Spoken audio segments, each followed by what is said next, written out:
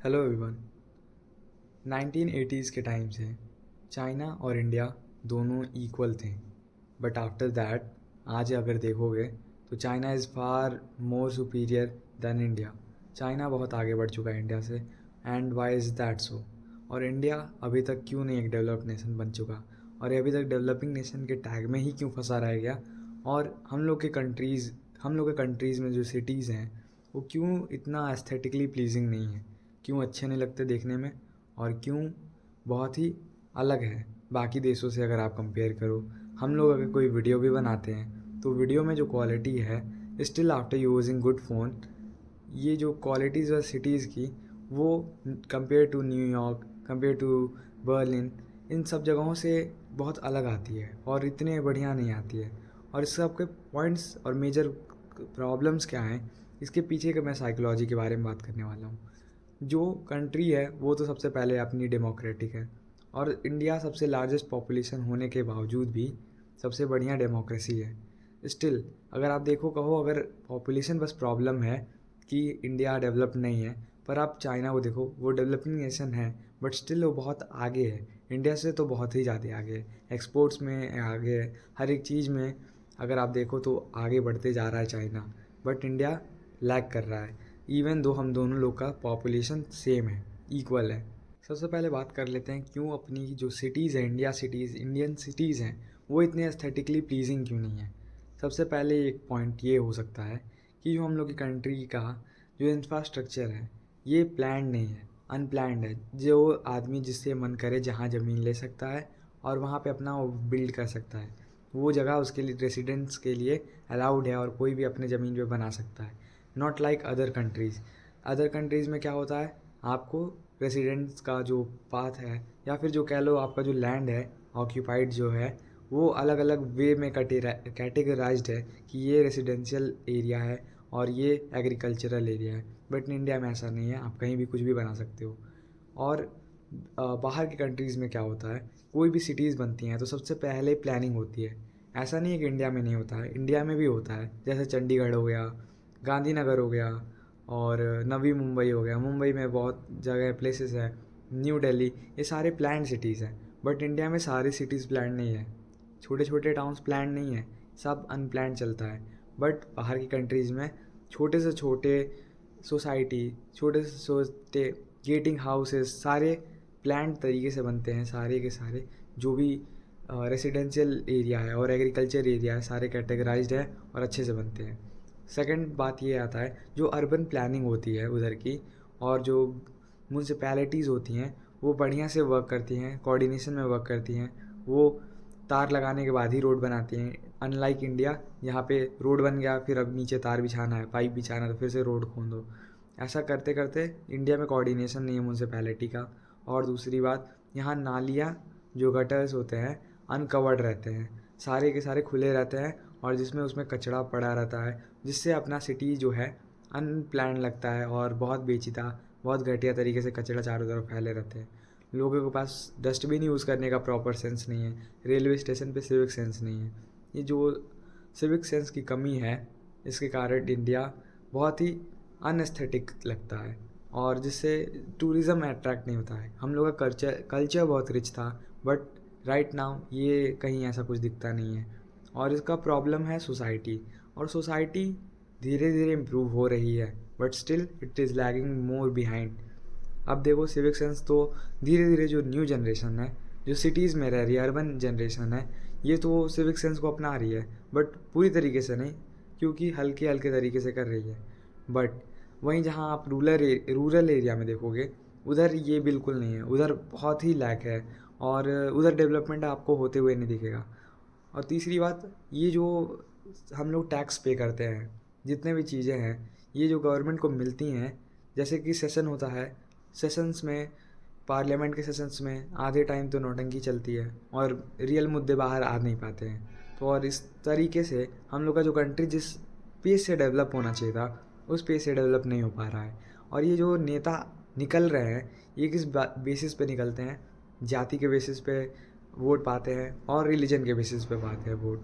कोई भी real knowledge को नहीं देखता, और कोई भी क्या गवर्नमेंट हम लोगों के लिए कर रही है, ये सब कोई भी चीज़ें नहीं देखता। जैसे AQI बढ़ते जा रहा है, इन सब मुद्दों पे कोई बात नहीं उठाने वाला, बट मुद्दों को भटका के, जैसे AQI की बात दिल्ली में चली थी, तो कुत्तों वाली प्रॉब्लम्स को सामने ला दिया गया। मैं यहाँ ज़्यादा पॉलिटिकल नहीं होना चाहूँगा, बट मैं ओवरऑल ये कहना चाहता हूँ, जैसा सोसाइटी रहेगा उस सोसाइटी से वैसा ही प्रकार का नेता निकलेगा, और उस प्रकार का नेता उस सोसाइटी को उसी प्रकार से ट्रीट करेगा, या तो उसे खोखला करेगा या तो उस सोसाइटी के लिए कुछ भलाई करने की कोशिश करेगा।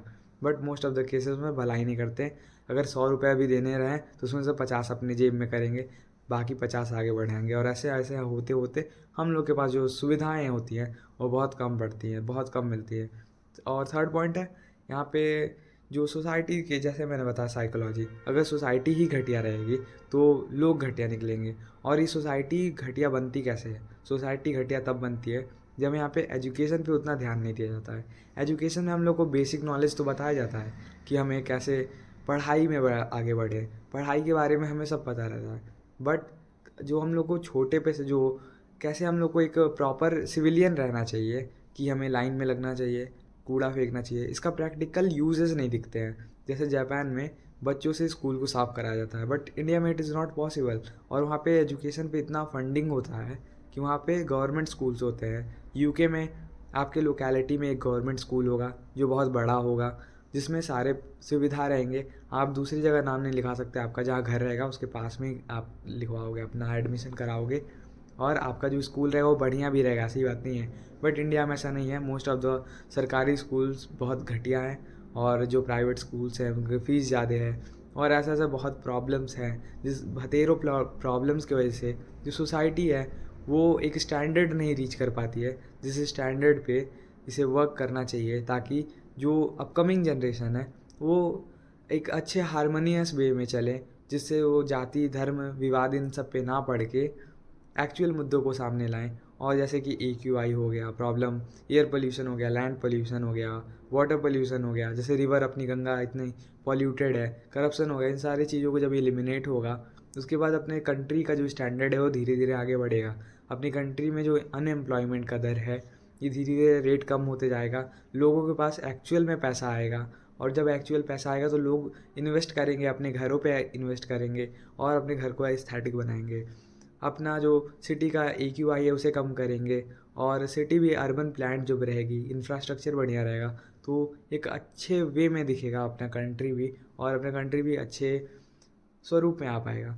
अभी इंडिया में आप देखो तो फूड पे अपना जो FSSAI है, जो फूड का रेगुलेशन कंपनी कह रहा हूँ मैं, ऑर्गेनाइजेशन है जो गवर्नमेंट वाली, ये ध्यान उतना नहीं देती है। सेम ब्रांड जो फ़ॉरेन में जितना क्वालिटी यूज़ करता है वो इंडिया में क्वालिटी आके बहुत डिक्रीज़ हो जाता है। जैसे अगर अमेरिका में या फिर कह लो UK में अगर चॉकलेट में अगर 30% 40% मिल्क यूज़ होता है, तो इंडिया में ये जो परसेंटेज है मिल्क है, मिल्क सॉलिड है, ये 5% रह जाता है। कोको पाउडर की भी कंसिस्टेंसी बहुत घटिया रहती है, क्वालिटी भी बहुत बेकार रहती है, मैदा का यूज़ ज़्यादा होता है, तो इंडिया में जो प्रोडक्ट का क्वालिटी है वो भी डिक्रीज़ हो जाता है। FSSAI इतना ज़्यादा हम लोग के साथ नौटंकी करता है।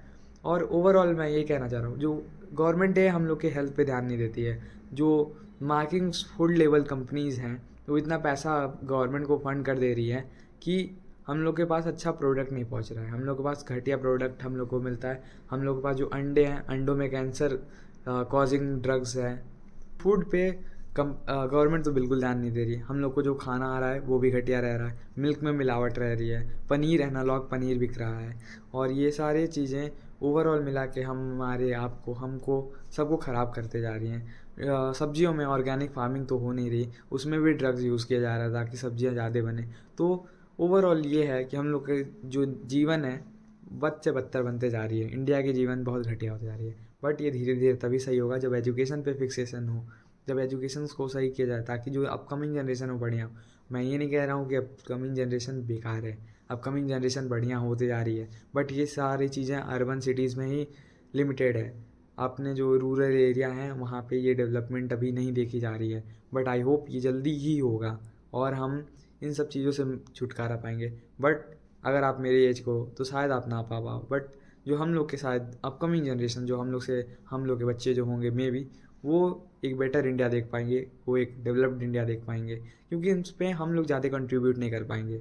हम लोग कंट्रीब्यूशन इस पे दे सकते हैं कि हम लोग अच्छे संस्कार दें अपने बच्चों को, सिविलियन, एक अच्छा सिविलियन बनाएं, एक सिविक सेंस अपने बच्चों को प्रोवाइड कर सके, अपने से जूनियर्स को प्रोवाइड करें, खुद भी अपने यूज़ करें, और अपने देश को एक स्वच्छता की तरफ बढ़ाएं, अपने आप को करप्शन से फ्री करें। और मैक्सिमम तो ये गवर्नमेंट कर सकती है, और हम लोग का जो वोटिंग पावर है उसका सही वे में यूज़ करें।